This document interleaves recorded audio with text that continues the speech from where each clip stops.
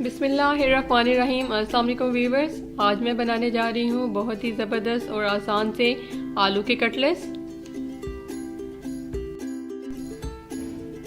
इसके लिए सबसे पहले एक बाउल में मैंने ले लिए हैं 4 पोटैटोज, बॉइल्ड पोटैटोज हैं। अब उनको मैं अच्छे से मैश कर लूँगी और मैश मैं कर रही हूँ फॉर्क की मदद से। फॉर्क की मदद से बहुत ही आसानी से मैश हो जाते हैं। बहुत ज़्यादा हम इसको नहीं करेंगे, हमने पेस्ट नहीं बनाना, थोड़ा सा खड़ा खड़ा रखेंगे।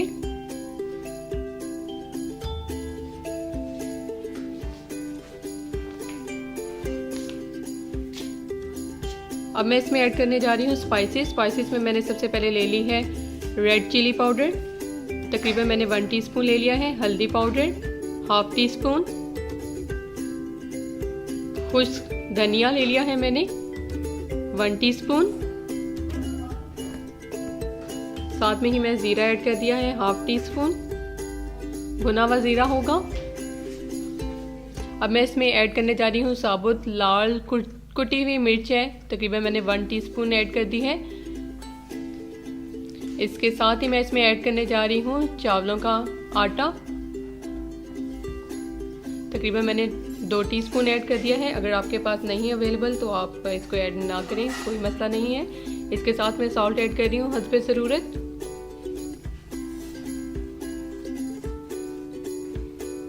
साथ में ही मैंने ग्रीन चिली ऐड कर दी है बारीक कटी हुई। अब मैं इसमें ऐड करने जा रही हूँ धनिया और पुदीना बारीक कटा हुआ।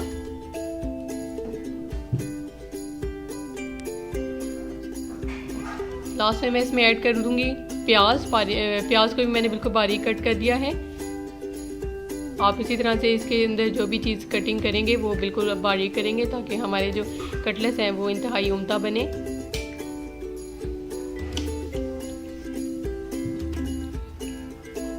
अब इन तमाम चीज़ों को मैं अच्छे से मिक्स कर लूँगी।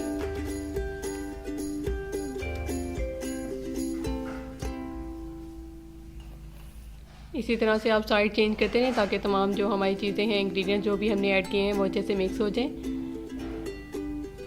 मसाला हमारा मिक्स हो चुका है। अब मैं आगे मज़ीद के आगे कबाब बनाऊंगी। अब जो मसाला मैंने तैयार किया है इसको मैं कटलेट्स की शेप दूंगी। थोड़ा सा इसको आप हाथ पे उठा लें और उसके बाद आप अच्छे से प्रेस कर लें। प्रेस करना ज़रूरी होता है वरना आपके कटलेट्स जो हैं वो सही नहीं बनेंगे। प्रेस करने के बाद अब मैं इसको गोल गोल हाथों से शेप दूंगी।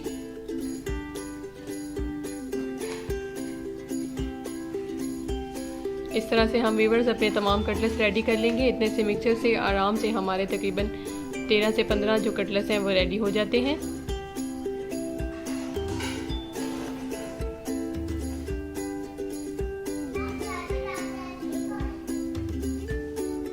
अगर आपको बनाने में परेशानी होती है और आपकी शेप इक्वल नहीं बनती है तो आप इसके लिए किसी चीज़ का आप सर्कल शेप में कवर भी ले सकते हैं।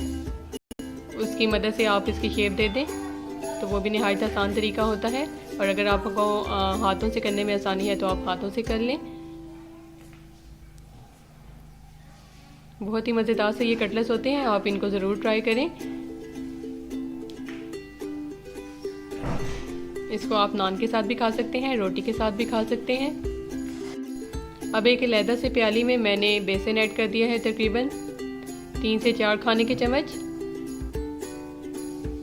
इससे हम इसकी कोटिंग करेंगे। साथ में मैंने पानी ऐड कर रही हूँ, थोड़ा थोड़ा करके आपने ऐड करना है। अगर आपको लगे कि पानी कम है तो आप इसको थोड़ा सा और ऐड कर दें। अब मैं इसमें ऐड करने जा रही हूँ। थोड़ा सा थिक से हमने बनाना है। जब इस बेसन को मैंने पानी के साथ मिक्स कर लिया है, साथ में मैंने ज़ीरा ऐड कर दिया है 1 टीस्पून। ज़ीरे से बहुत अच्छा फ्लेवर आता है। अब मैंने एक पैन में ऑयल गर्म करने के लिए रख दिया है और इसको हम लो फ्लेम पे गर्म करेंगे। अब मैंने जो कटलेट्स बनाए हैं उसको मैंने बेसन में डिप करने के बाद ऑयल में ऐड कर रही हूँ। बहुत ही मज़ेदार सा ये आपके कटलेट्स तैयार हो रहे हैं। अब मैं इसकी साइड चेंज कर दी है। बहुत ही प्यारा सा कलर आ चुका है। गोल्डन ब्राउन आपने कलर इसमें लाना है, इससे ज़्यादा आप इसको फ्राई नहीं करेंगे वरना कबाब जो हैं वो डी शेप हो जाएंगे और उसका कलर भी प्यारा नहीं आएगा। जी व्यूअर्स, आलू के कटलेट्स हम मेरे तैयार हो चुके हैं। अब मैंने इसको गार्निश कर दिया है। बहुत ही ज़बरदस्त से देखें आपके सामने। आप इसको ज़रूर ट्राई कीजिएगा और हमें लास्ट में कमेंट ज़रूर